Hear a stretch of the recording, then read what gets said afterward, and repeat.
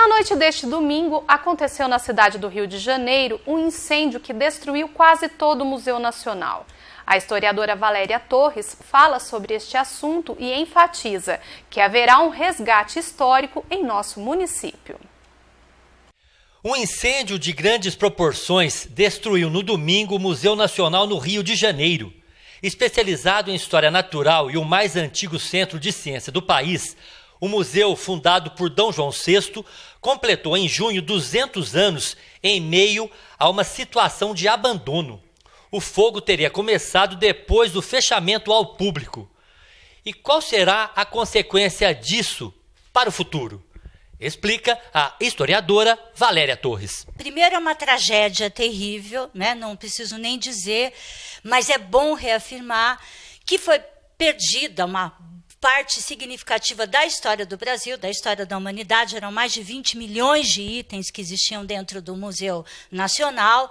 Você mesmo já disse, há 200 anos ele foi fundado, quando a família real portuguesa chegou ao país, com essa preocupação, né, de construir uma nação.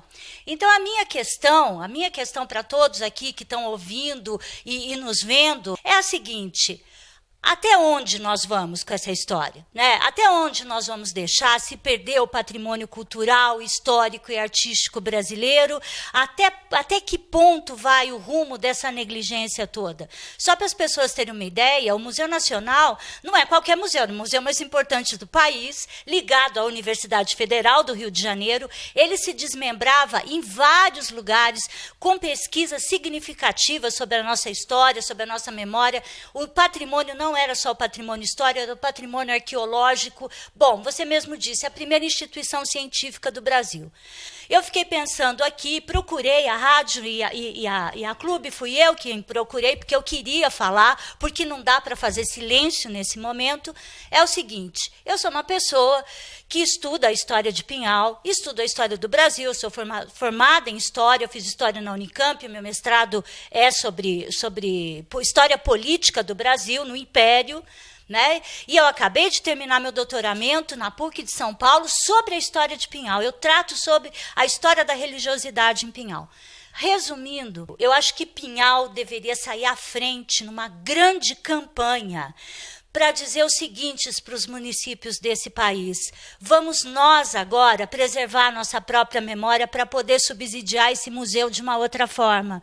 Porque boa parte da documentação foi embora, e só para as pessoas terem uma ideia, não é só da história do Império, é só que eu lembrei uma questão sobre o Museu Nacional.